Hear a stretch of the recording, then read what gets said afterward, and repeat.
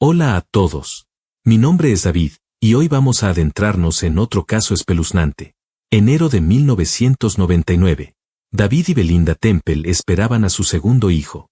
Belinda estaba a punto de dar a luz. Los médicos estimaban que el parto ocurriría en un par de semanas. Como cualquier mujer embarazada en sus últimas semanas, Belinda se sentía agotada. Se cansaba con rapidez.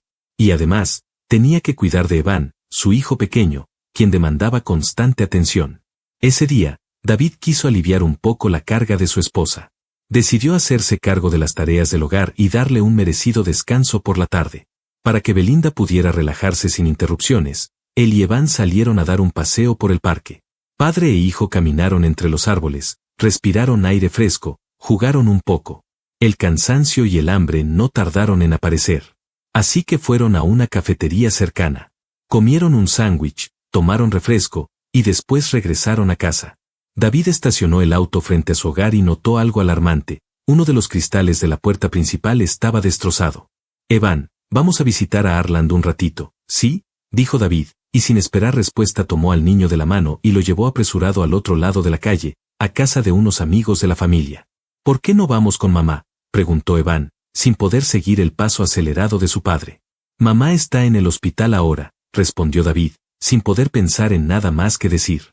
Kenton Arland apenas abría la puerta a la inesperada visita, cuando David dejó a su hijo en la sala sin explicar nada y salió corriendo de nuevo hacia su casa.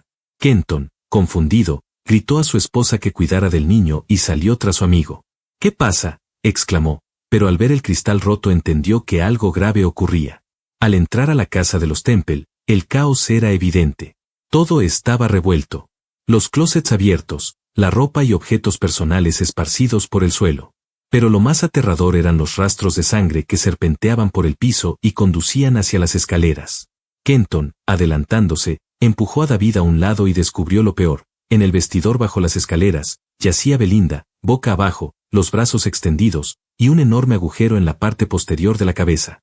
David, aparentemente en estado de shock, no gritó, no lloró, no corrió hacia el cuerpo de su esposa. Sacó su teléfono celular y marcó a la policía.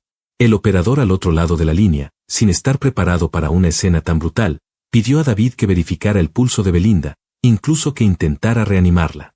¿Qué demonios te pasa? Su cabeza está esparcida por toda la pared, fue lo único que pudo decir David. Las patrullas no tardaron en llegar. Pero durante varios minutos, los agentes no pudieron entrar.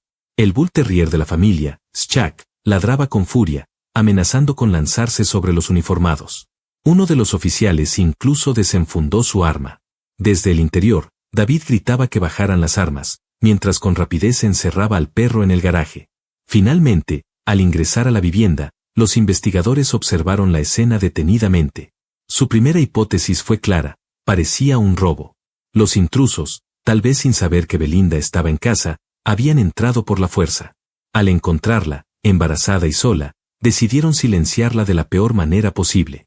Retrocedamos. Año 1986. Belinda estudiaba en una universidad local.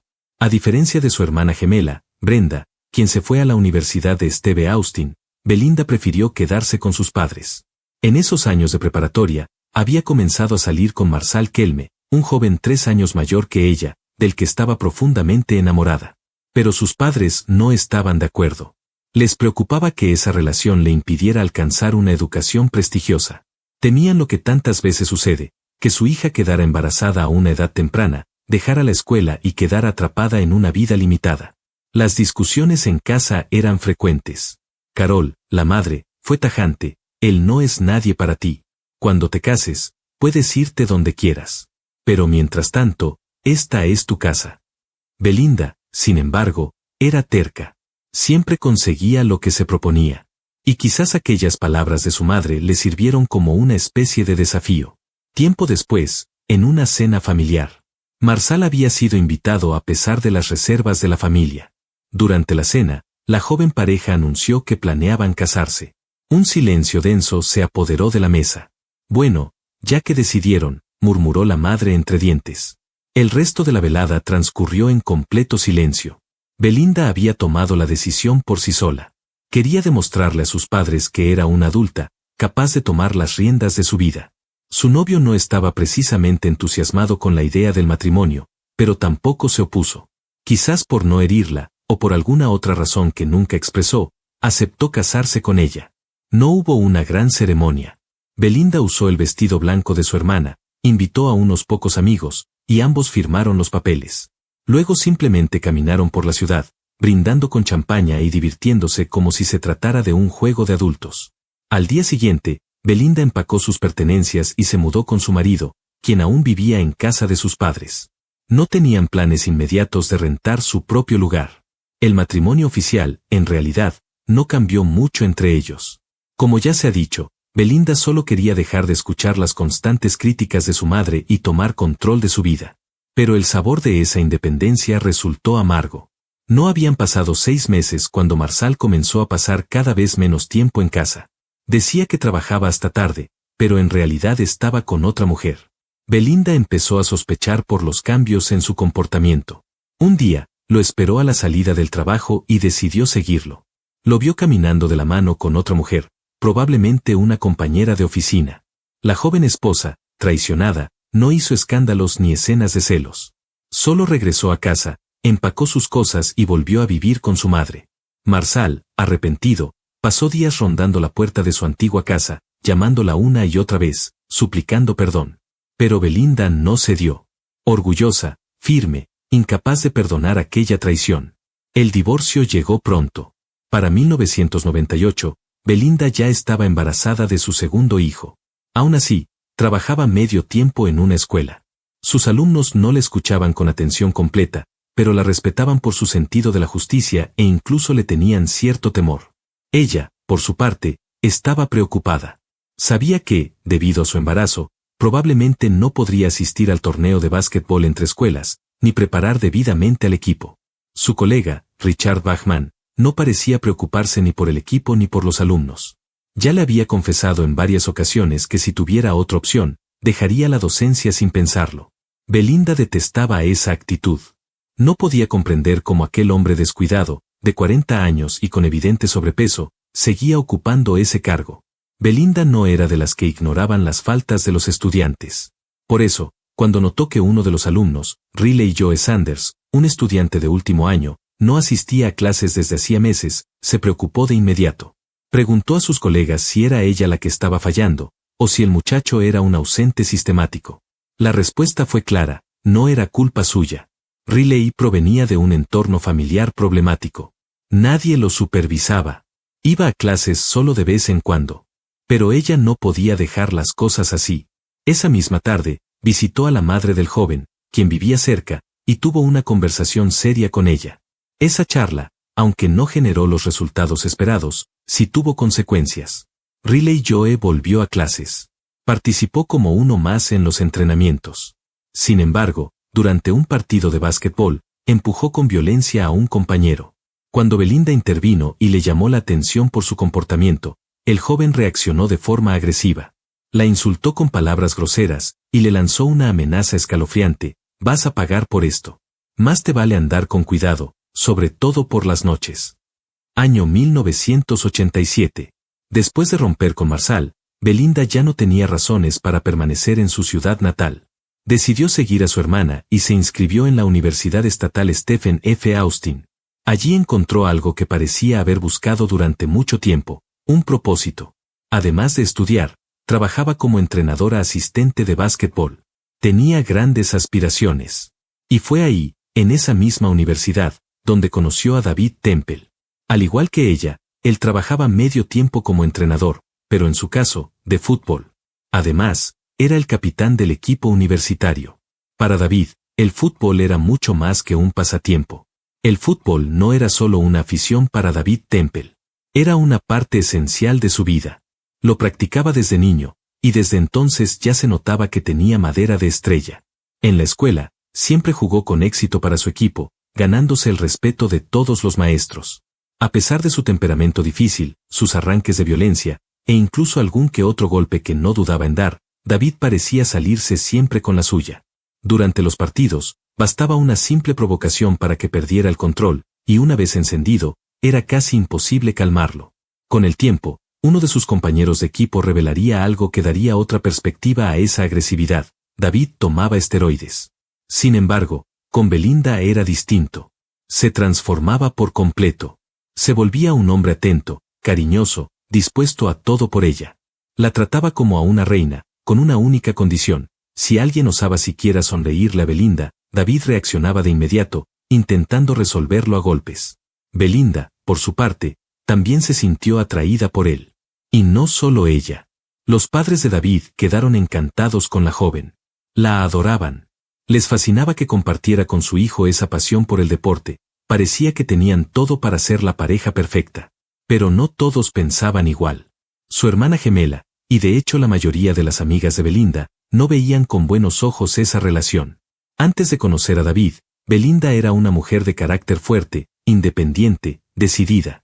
Pero tras iniciar su relación con él, cambió drásticamente. Se volvió callada, sumisa, retraída. Parecía que toda su vida giraba alrededor de complacer a David. Y no solo eso. En esa relación que ya mostraba señales de toxicidad, Belinda comenzó a alejarse de su familia. Las llamadas a sus padres se volvieron cada vez más esporádicas, y dejó de visitarlos, ni siquiera en vacaciones o fines de semana. ¿Quién en la familia podría aprobar una situación así? Poco antes de graduarse, la pareja compró un Bull Terrier y lo llamaron Chuck. Poco tiempo después, tras recibir sus tan esperados diplomas, David y Belinda se casaron. Año 1999. La policía comenzó el análisis minucioso de la escena del crimen. Lo primero que se preguntaron fue, ¿cómo logró entrar un ladrón en una casa protegida por un perro tan agresivo? Y más importante aún, ¿cómo consiguió distraer al Bull Terrier, el mismo que minutos antes había estado a punto de lanzarse contra los oficiales? Luego, pusieron atención en la puerta principal. El vidrio estaba roto, como si alguien hubiese intentado abrir la cerradura desde dentro. Pero si ese fuera el caso, los pedazos de vidrio deberían estar justo en el umbral. En cambio, se encontraban a un lado, más alejados, como si el vidrio hubiese sido roto con la puerta ya abierta. ¿Por qué haría eso un intruso? En la sala, había una caja sobre una mesita. A su lado, el televisor tirado en el suelo. Al abrir la caja, encontraron aretes, anillos y una cadena. Joyas que, a simple vista, parecían de oro. Pero entonces, ¿por qué el ladrón no se las llevó? Con cada minuto que pasaban dentro de la casa de los Temple, los investigadores estaban más convencidos. Aquello no parecía un robo, sino una puesta en escena. Ellos sabían, por experiencia, que en un robo real el delincuente se lleva todo lo que puede. Aquí, parecía que no se había tocado nada. Y luego estaba el perro. Ese detalle no dejaba de hacer ruido. Algo no cuadraba. Respecto al asesinato, el disparo había sido hecho por la espalda, directamente en la cabeza. Todo indicaba que la víctima estaba de rodillas cuando el arma fue accionada. Un escopetazo, presuntamente de calibre 12. Una elección extraña para un ladrón, ya que no es precisamente un arma fácil de transportar sin ser vista, y mucho menos a plena luz del día. Eran las 4 de la tarde. ¿Quién caminaría con una escopeta en ese horario sin llamar la atención? David, ¿tienes armas en casa?, preguntaron los oficiales. Sí, tengo un par de rifles, respondió él. David mostró sus armas a la policía. Ninguna coincidía con la utilizada en el crimen. La escopeta que había matado a Belinda no estaba entre ellas. Le pidieron que los acompañara a la estación para tomarle declaración y hacer un inventario de lo supuestamente robado. Aunque visiblemente nervioso, David aceptó. Mientras tanto, su hijo Evan, aún sin saber nada de lo que había ocurrido, permanecía en casa de los Arland.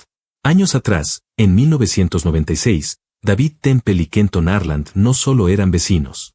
También trabajaban en la misma escuela. Podría decirse que eran verdaderos amigos. Fuera del trabajo, solían reunirse para ver partidos por televisión o disfrutar juntos de una carne asada en familia. Un día, David y Kenton compartieron algo más que su afición por el deporte.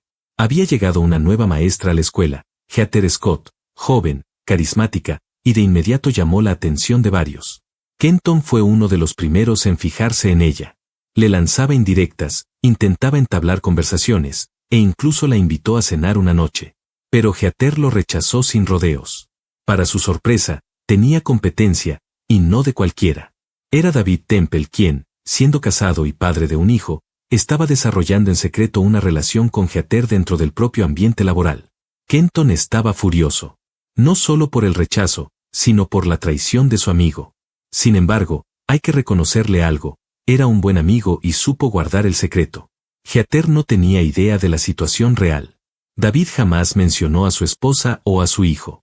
No usaba anillo de casado y evitaba cualquier detalle de su vida personal.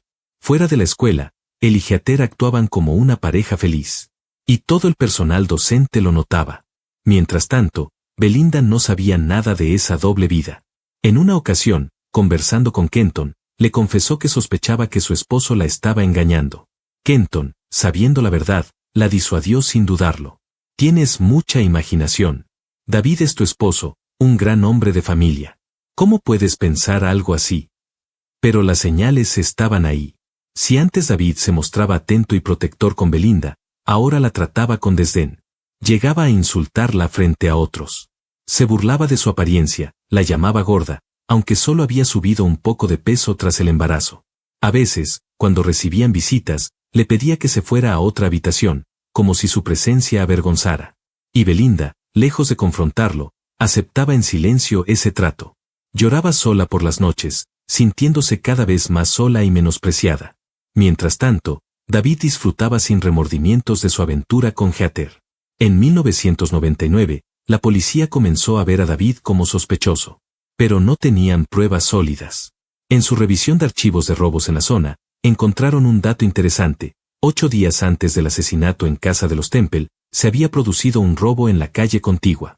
El autor, Riley Joe Sanders. Sí, el mismo estudiante conflictivo, ausente, problemático, que había amenazado a Belinda en pleno partido. Lo llamaron de inmediato para interrogarlo. Riley no tenía coartada para el día del asesinato. Además, su padre tenía una escopeta, calibre 12. Exactamente el tipo de arma con la que había sido asesinada Belinda. Pero al registrar la casa de los Sanders, la escopeta no apareció por ningún lado. Cuando el joven comprendió que podían detenerlo, confesó que el día del crimen estaba con unos amigos, pero lo había ocultado por miedo. Habían estado fumando marihuana en grupo y no quería implicar a nadie más con su testimonio. Una vez aclarado, los cargos contra Riley fueron retirados.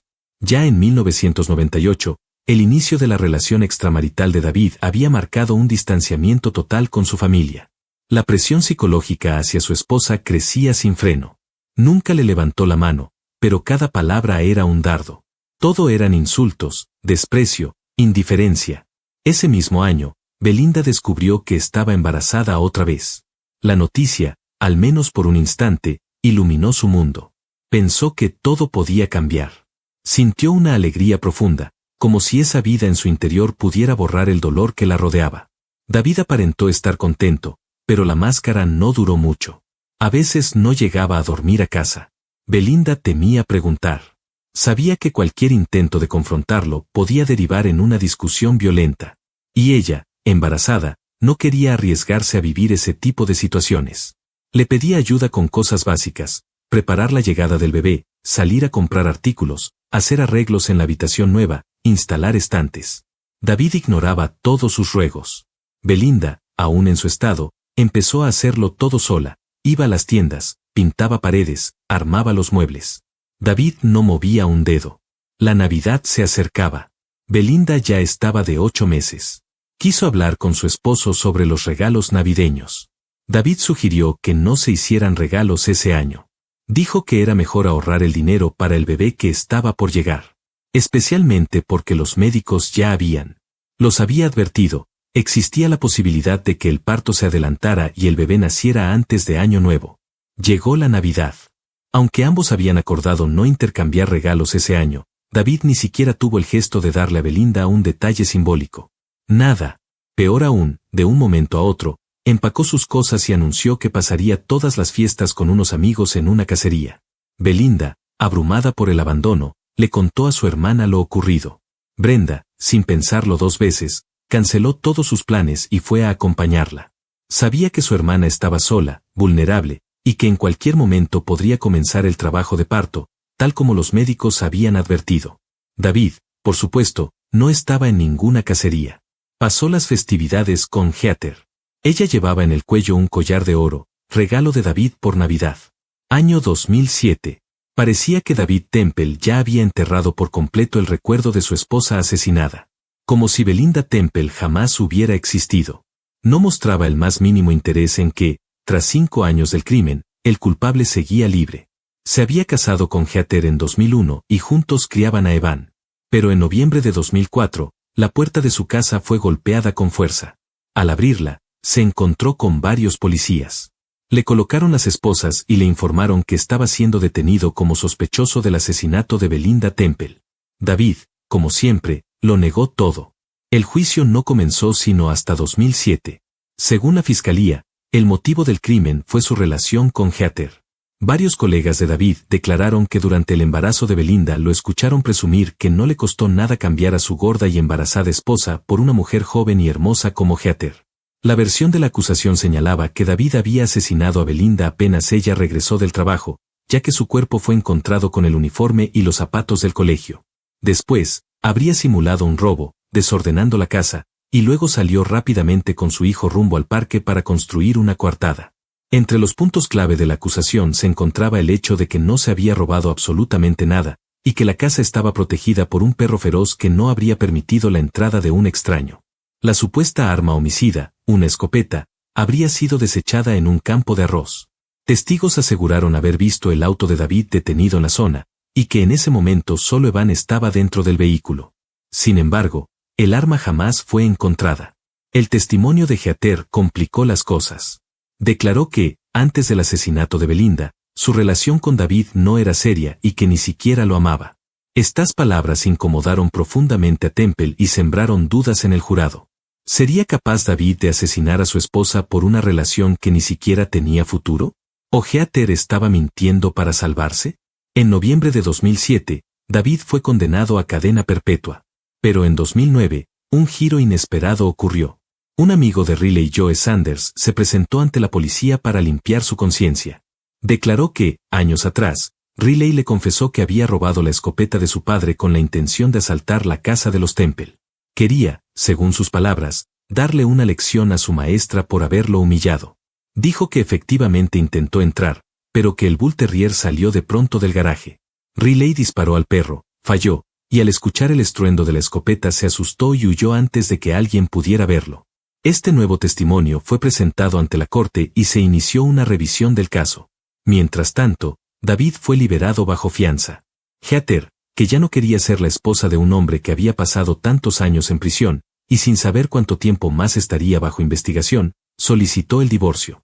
El jurado tardó en decidir cuál debía ser la verdadera sentencia. Fue durante este periodo, mientras David seguía libre y el juicio estaba en pausa, que comenzó la pandemia. El caso no volvió a retomarse sino hasta 2023. Finalmente, David Temple fue declarado culpable.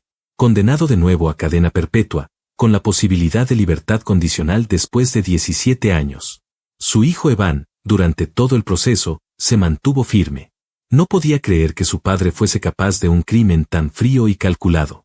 Lo apoyó hasta el último momento del juicio, pero la verdad cayó con todo su peso.